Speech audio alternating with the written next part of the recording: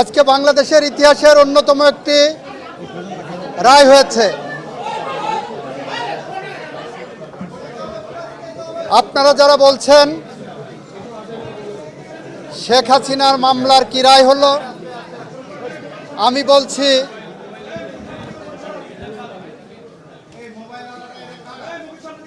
জুলাই বিপ্লবে যারা শহীদ হয়েছেন তাদের মামলার কি রায় হলো।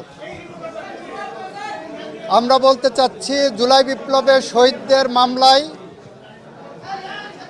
শহীদরা ন্যায় বিচার পেয়েছেন, রাষ্ট্র ন্যায় বিচার পেয়েছে, প্রসিকিউশন পক্ষ ন্যায় বিচার পেয়েছে। সেই ন্যায় বিচার প্রতিষ্ঠা করতে যে সেই ন্যায় বিচারের মানদণ্ড হলো এই মামলার দুইজন আসামিকে সর্বোচ্চ শাস্তি মৃত্যুদণ্ড দেওয়া হয়েছে। একজন আসামি যিনি রাজসাক্ষী হিসাবে নিজেকে আদালতের সামনে উপস্থাপন করেছেন, সার্বিক বিবেচনায় আদালত তাকে 5 বছরের কারাদণ্ড প্রদান করেছে।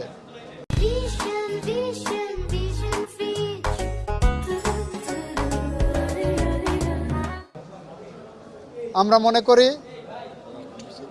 শহীদদের প্রতি, দেশের প্রতি, এদেশের মানুষের প্রতি, গণতন্ত্রের প্রতি, সংবিধানের প্রতি, আইনের শাসনের প্রতি এবং আগামী প্রজন্মের প্রতি দায়বদ্ধতা পরিশোধের স্বার্থে এ রায় একটি যুগান্তকারী রায়।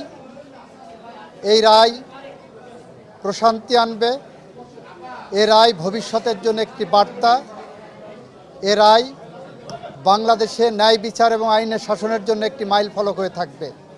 এটা আমাদের কথা। সবাইকে ধন্যবাদ। কোন অভিযোগে যদি কি সাজা হয়েছে যদি একটু বলতেন। যে অভিযোগগুলো সাজা হয়েছে আপনারা শুনেছেন, দীর্ঘ আলোচনা হয়েছে। ওনার 5টা অভিযোগকে 3টা কাউন্টে এনে ওনারা সাজা দিয়েছেন। শেখ হাসিনাকে একটা কাউন্টে সুপিরিয়র কমান্ড রেসপন্সিবিলিটিতে যাবজ্জীবন জেল আনটিল ন্যাচারাল ডেথ দিয়েছেন, আর ডাইরেক্টলি যেটা নির্দেশনা দিয়েছেন সেখানে তাকে ডেথ পেনাল্টি দিয়েছেন। আইনের বিধান মতে যেদিন থেকে গ্রেপ্তার হবেন সেদিন থেকে সাজা কার্যকর হবে।